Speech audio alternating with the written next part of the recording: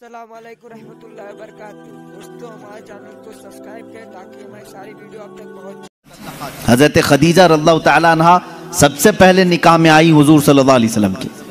हजरत खदीजा बिनते खुवैलिद मक्का की मशहूर खातून थी। आपके अखलाक की वजह से पूरे मक्का वाले आपको ताहिरा कहते थे, आपका लक़ब ताहिरा था।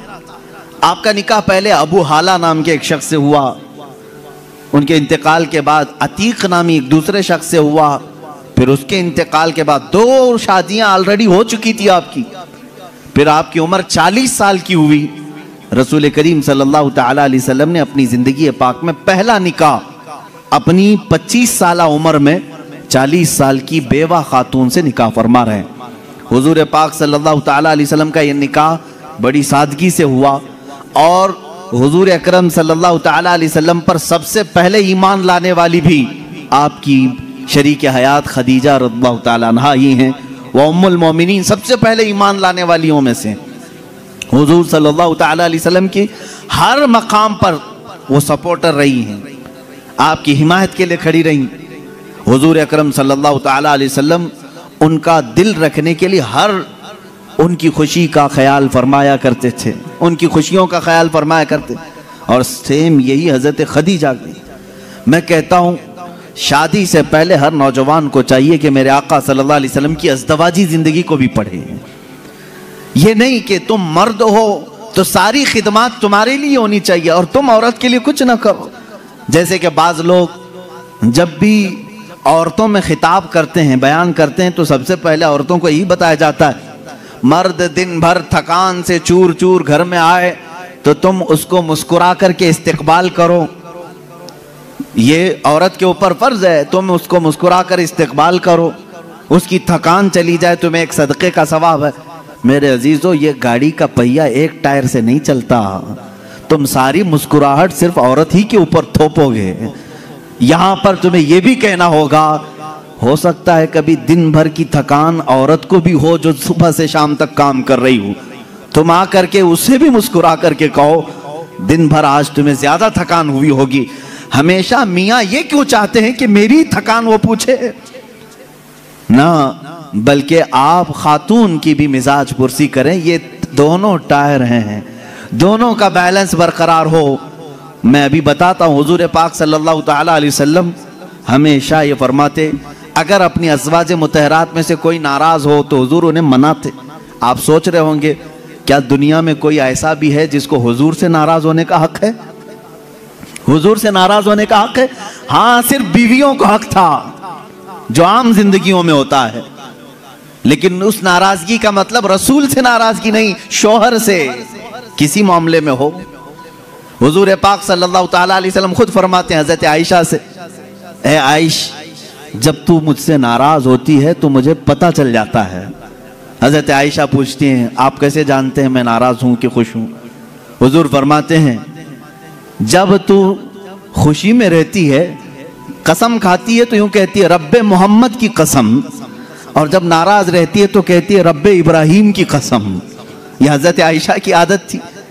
जब घर में कुछ बातें इस तरह से हो जाएं तो कहती इब्राहिम के रब की कसम, मैंने ऐसा नहीं किया। हुजूर फरमाते हैं, जब जब तू इब्राहिम के रब की कसम खाती है मुझे लगता है तू नाराज है। हुजूर मनाते हैं, ये नहीं कि कायनात के आका मौला से तुझे रूठने का हक क्या है।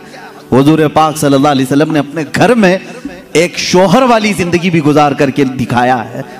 एक मर्तबा हजरत आयशा सिद्दीक़ा रज़ियल्लाहु ताला अन्हा घर में हजरत ज़ैनब, एक दूसरी ज़ौजा हैं हुजूर की, हजरत ज़ैनब बिनते जहश रज़ियल्लाहु ताला आई। हजरत आयशा मैदे का शीरा बना रही थी, आटे का सत्तू जिस तरह से होता है, मीठा कुछ बना रही थी। जैसे ही वो बना, उसमें कुछ खराबी हुई हो या जो भी, हजरत आयशा हजरत ज़ैनब को खिलाने पर इसरार करने लगी कि आप घर में आई हैं, ये शीरा पूरा खाएंगी आप। हजरत ज़ैनब कह रहे मेरा जी नहीं चाहता, मैं नहीं खाऊंगी। हुजूर पाक सल्लल्लाहु अलैहि वसल्लम बैठे हुए, हजरत आयशा ने वो शीरा उठाकर पूरा उनके मुंह पे लगा दिया। अल्लाह के नबी सल्लल्लाहु अलैहि वसल्लम मुस्कुराते रहे, कुछ नहीं फरमाया। हजरत ज़ैनब से कहा कि बस बस आयशा छोटी है, तुम बदला मत लो। ये हुजूर पाक सल्लल्लाहु ताला अलैहि वसल्लम की खानगी मामलात हैं, अपनी अज़वाज मुतहरात के साथ हुस्न सलूक है। उन्हें आपस में मजाक करने का इख्तियार तक मेरे आका ने दे रखा था। ये नहीं कि इतना टाइट करो कि हंसना भी मुश्किल हो जाए, इतना तुम उनके ऊपर सवार हो जाओ कि बात करना भी मुश्किल हो जाए। नहीं, रसूल पाक सल्लल्लाहु ताला अलैहि वसल्लम ने अपनी अज़वाज मुतहरात को एक खुशहाल जिंदगी गुजारने के घर इनायत फरमाए थे। आप अंदाजा कर सकते हैं, हर बीवी के लिए अलग मकान, हर ज़ौजा के लिए अलग मकान। हुजूर पाक सल्लल्लाहु ताला अलैहि वसल्लम की आदत मुबारका थी, हर खातून के पास बारी बारी तशरीफ ले जाते हैं, सबके पास बराबर का बराबर वक्त देते। हज़रत आयशा और अल्लाह ताला ने उसमें सबसे छोटी उम्र के लिहाज से, मैं यही कह रहा हूँ कि औरत को तरबियत देकर कामिल बनाना यह अखलाक रसूल है। हुजूर सल्लल्लाहु ताला अलैहि वसल्लम की सुन्नत पर अमल करना चाहते हो, नौजवानों पहले से ये समझ करके चलो, मेरे घर में जिनकी शादियां नहीं हुई उनके लिए कह रहा हूँ, जिनकी हो चुकी उनके लिए भी पहले से जहन में ये बात फिट कर लो, मैं अगर शादी करने जा रहा हूँ तो मेरे घर कोई ऐसी खातून आने वाली है जिसको हो सकता है बात करने में पूरा सीखी हुई ना हो, खाने पकाने के माहिर ना हो सकता है वो ख़ानदानी मामलात को न समझे, मुझे हर एक चीज़ को उसे सिखाना होगा। तुम अगर पहले से ये सब चीज़ें जहन में रखोगे तो झगड़े और ना इत्तेफाकी की बात नहीं आई। तुम पहले से एक्सपेक्टेशन ये रख करके बैठे हो कि ये 7वें आसमान से सीख करके आई हुई है घर में, कभी कुछ बातचीत हो गई तो सीधे झट से यही कहा, क्या तुम्हारे अम्मा बाप ने यही सिखाया था, यही बात। और सास भी अपने बहू से यही कहती है, रोटी नहीं बने, अम्मा क्या सिखाई तेरी तुझको, अब तक क्या करती रही। मेरे अजीजों, रसूल पाक सल्लल्लाहु ताला अलैहि वसल्लम के पास हज़रत आयशा जब आई, 9 साल की उम्र में थी, उनकी सहेलियां कहती हैं आटा गूंथते गूंथते वो सो जाती थी, उसी में सो जाती थी, रात हो जाती थी। हुजूर पाक सल्लल्लाहु ताला अलैहि वसल्लम ने एक दिन भी सख्ती नहीं फरमाई कि आयशा आटा गूंथते गूंथते सो गई, आटे में ही हाथ रह गए। हुजूर अकरम सल्लल्लाहु ताला अलैहि वसल्लम ने उन्हें महे कामिल बनाया। ये अल्लाह के रसूल सल्लल्लाहु अलैहि वसल्लम के अखलाक करीमा है। औरतों को तुम जिस कदर अच्छी तरबियत दोगे, तुम्हारी मोहब्बत उतनी ही उनके दिलों में होगी और उतनी ही अजमत भी बढ़ेगी, उतनी अजमत बढ़ेगी। और रसूल पाक सल्लल्लाहु ताला अलैहि वसल्लम की इस अजीम सुन्नत पर भी अमल होगा। बाज लोग ये सोचते हैं कि फुल हाई क्वालिफाइड चाहिए, पूरी तरह से मैच्योर चाहिए, तो तुम्हारा ये एक्सपेक्टेशन बाज दफा तुम्हें धोखा दे देता है।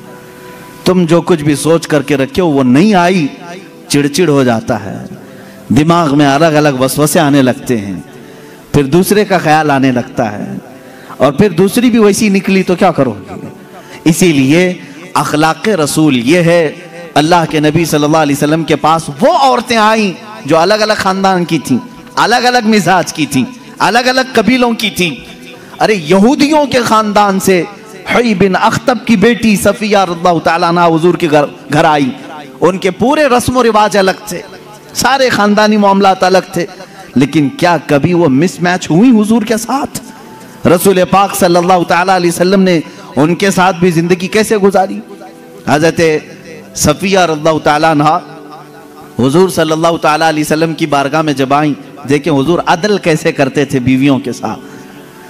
ये खानदान था बनी इसराइल का, यहूदियों का, हज़रत मूसा अलैहिस्सलाम से जो चला है वो खानदान था।